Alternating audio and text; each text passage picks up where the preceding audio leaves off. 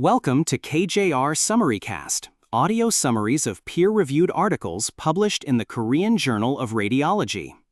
Designed to enhance reader convenience and the overall KJR experience, SummaryCast provides conversational audio overviews for time-constrained listeners and mobile-friendly learning.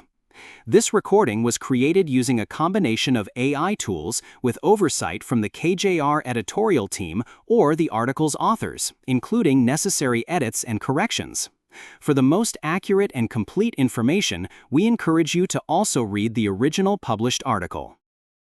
Welcome to SummaryCast. Today we're looking at a paper that tries to answer a fundamental question in emergency medicine. Who in the waiting room is secretly a ticking time bomb? A dramatic but, accurate framing.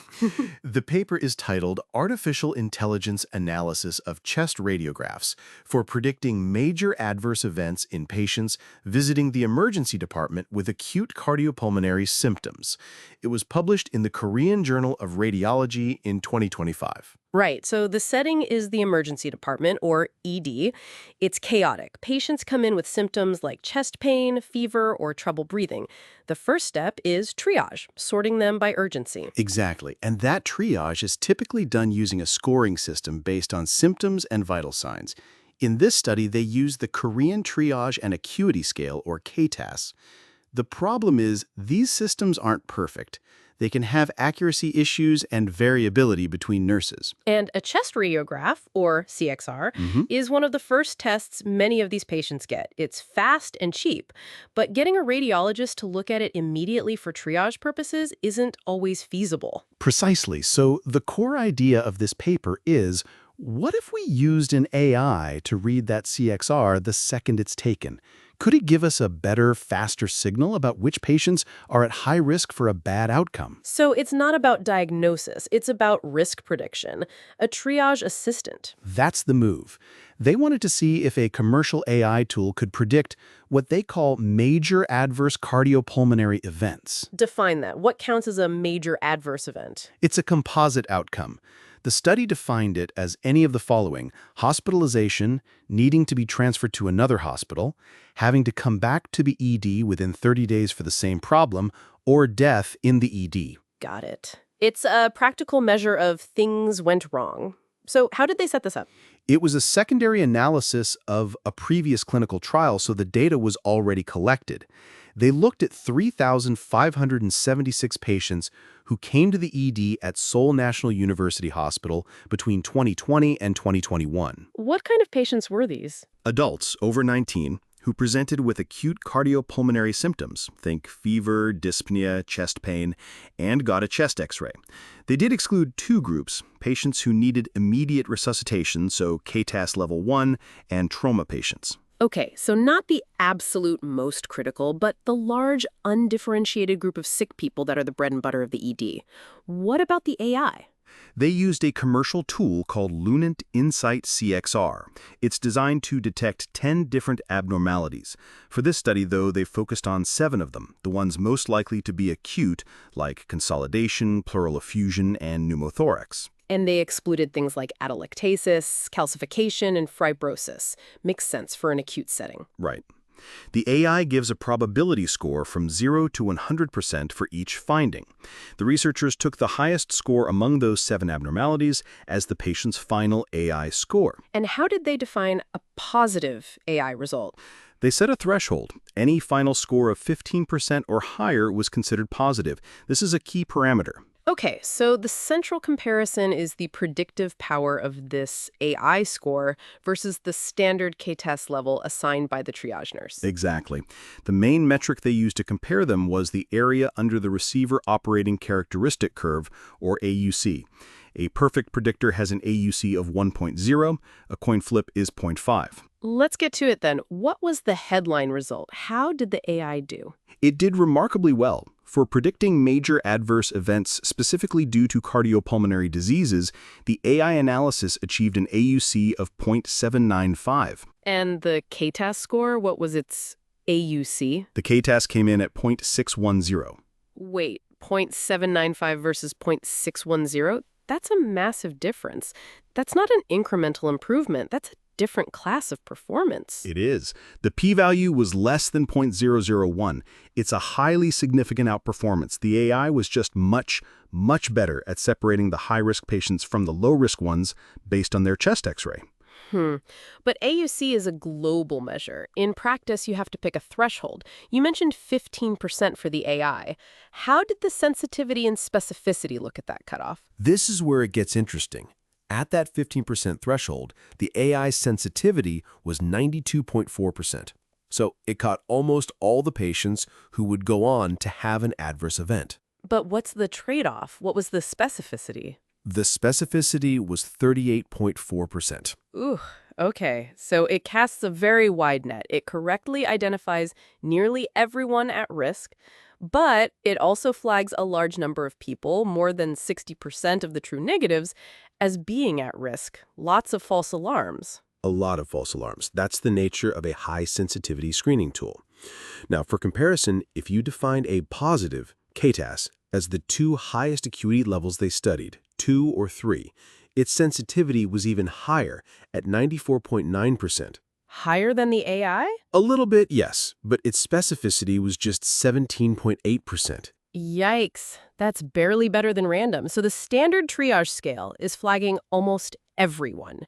Essentially, it's sensitive but extremely nonspecific. So the AI, while having low specificity itself at 38.4%, was still more than twice as specific as the KTAS. It's better at telling you who is not at high risk. Which has real value in a crowded ED. What about another comparison? How did the AI stack up against the initial read of the CXR by the on-duty radiology resident? That's a great question. The study reports that the duty radiologist's interpretation had a sensitivity of 62.9%. So much lower. It missed more than a third of the patients who had adverse events. Right, but the specificity was 83.0%. Okay, so that's the classic trade-off right there. The radiologist is looking for definite, specific pathology. They're much better at ruling things in and not raising false alarms. The AI at this threshold is designed to rule things out, to be a safety net. Precisely. They are tools for different jobs. The AI is positioned here as a triage tool where high sensitivity is paramount. You'd rather have 10 false alarms than miss one patient who's about to crash. Fair. A key question for any new predictive tool is whether it adds new information. Did they check if the AI's prediction was independent of the KTAS score? They did, using multivariable logistic regression, and the answer was yes. Even after accounting for the patient's KTAS score, the AI score was still a strong, independent predictor of adverse events. Quantify that. What were the odds ratios? For every 1% increase in the AI's probability score, the adjusted odds ratio for a major adverse event was 1.032, meaning the odds increased by 3.2%. And if you just use the binary cutoff, a score of 15% or more, the odds of an adverse event were almost 7 times higher. 7 times. So it's adding a powerful, separate signal. A very powerful signal, which naturally leads to the next question: what happens when you combine them? Right. Does putting the AI score and the KTAS level into one model give you the best of both worlds? For the primary outcome, adverse events from cardiopulmonary diseases, the combination model had an AUC of 0.799. This was significantly better than the KTAS alone, but that's almost identical to the AI's AUC of 0.795. The p-value for that comparison was 0.187, so no significant difference. exactly. It seems that for cardiopulmonary-related events, the AI is capturing almost all of the useful predictive information that's available in the CXR and the KTAS combined. The AI's signal is dominant. Okay, but not all ED visits with these symptoms are due to a primary lung or heart problem. People come in with a fever and cough, and it turns out to be a severe kidney infection. How did the AI perform in predicting adverse events from any diagnosis? That's a crucial point. As you'd expect, the AI's performance dropped because it can only see abnormalities in the chest. For predicting adverse events regardless of the diagnosis, its AUC was 0.674. Still better than the KTAS, which they report was 0.638 in this scenario. So it still has some value. It does, and this is where the combination model really shone. When they combined the AI and KTAS for predicting adverse events from any cause, the AUC jumped to 0.705. And that was significantly better than both the AI alone and the KTAS alone? Yes, p less than 0.001 for both comparisons.